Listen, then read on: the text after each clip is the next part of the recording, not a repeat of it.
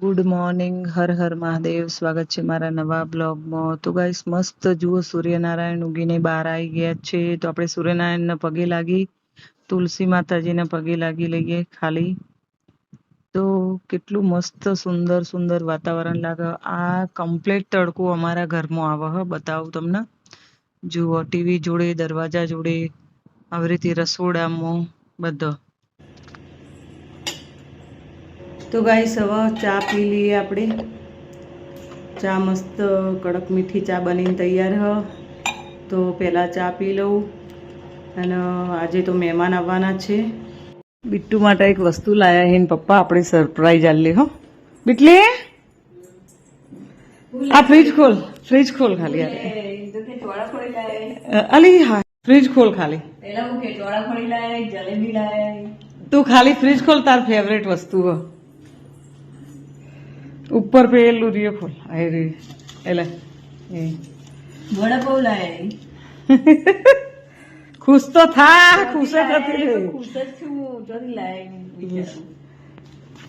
એમાંય થોડો ભૂકો હજો અંદર કાઢજે બાર. એક આચલનો માટે રાખજે ને તું ખાજે. અંદર બહાર કાઢ કાગળમાંથી.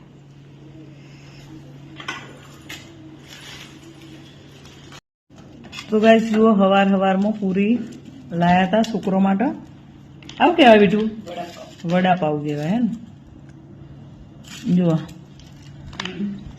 એક આચલ માટે મેળ દે પેલા. એક તું ખા.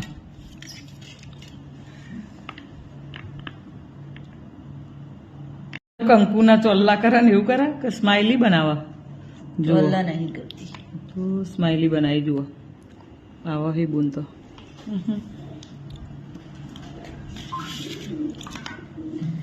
જમી લે હે. નહીં કા ખાવ. દાળ બનાવી, શેક્યા, રોટલી.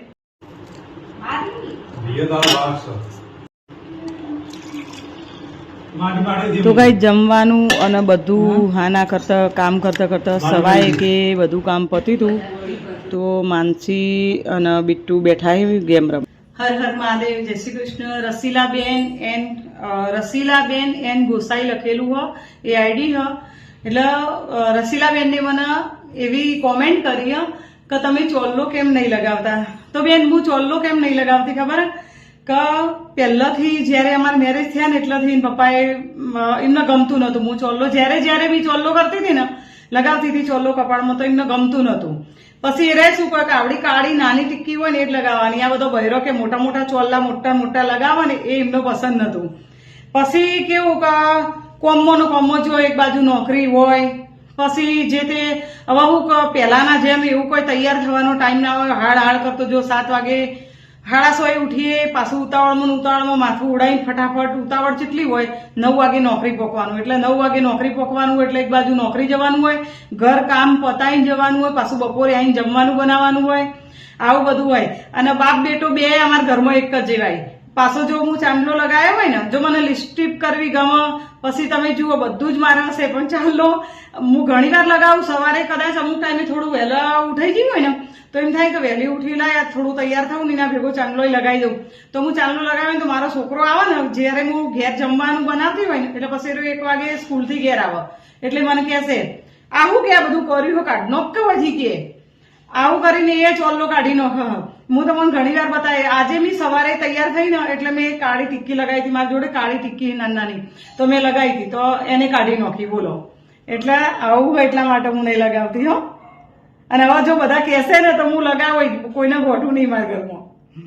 તો ગાઈ જુઓ, અમારા કાકાજી અને 2 કાકીજી છે, એક ભાઈજી છે, અને બધા મહેમાન આવ્યા છે.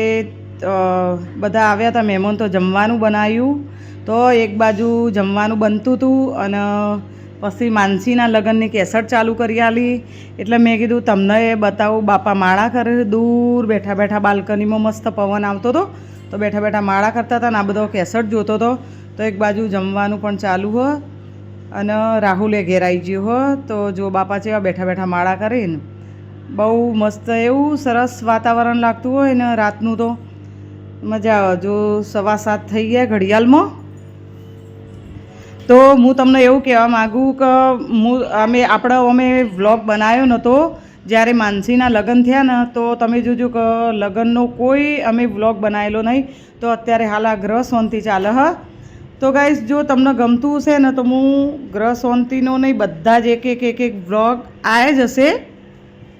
તો હું સ્ટેપ બાય સ્ટેપ બતાવો. પહેલાં જો આ ગ્રહ શાંતિનો પૂરો કરીશું આપણે ધીમે થોડા કરીને રોજ ટુકડા કરીને હું મૂકોય.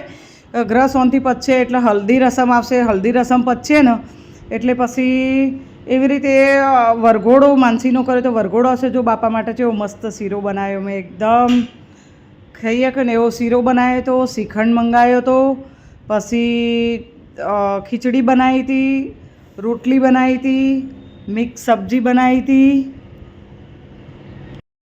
તો ગાઈ જમવાનું આપી દીધું છે મહેમાનને, અને સાથે પણ બધા કેસેટ જોઈ રાખ્યું. અને હું તમને અમુક ભાગ બતાવું. ગ્રહ શાંતિ તો બહુ લોબી હોય એટલે થોડા જ અમુક જ ભાગ બતાવ્યા છે.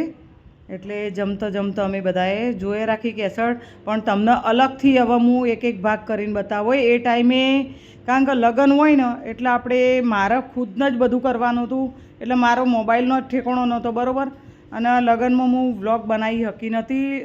બહુ એવું બધું જાતે આપણે બધું કામ કરવાનું હોય, બધી જવાબદારી બહુ બધી માથે હોય, એટલે વ્લોગ મૂકવો કશું કરવું એ ટાઈમે મારા જોડે નેટ પણ હતું નહીં. આટલું બધું કહેડો કે આવી રીતે અત્યારે હાલ આ મેં ઘરમાં વાઈફાઈ નંખાયું ને એવું હતું નહીં. મારે રોજનું 2 GB આવતું હતું, તે 2 GB તો વપરાઈ જતું હતું. 1 કલાક તો મારે ધાબા ઉપર ફોન મૂકવા જવું પડે ને એવું બધું હતું. એટલા માટે મેં કોઈ વ્લોગ એ ટાઈમે મૂક્યો નહોતો. તો હું તમને એમ કરીને બતાવો હોય. જો આ લાડવો લેવાય હ, અત્યારે હાલ આ લાડવો લેવાનો ચાલુ હ. તો મને કોમેન્ટમાં કહેજો કે કને માનસીના લગ્નની કેસેટ જોવી હ તો હું વ્યવસ્થિત રીતે બતાવો. આ તો આજનો વ્લોગ, કાલ બીજો ભાગ આવશે.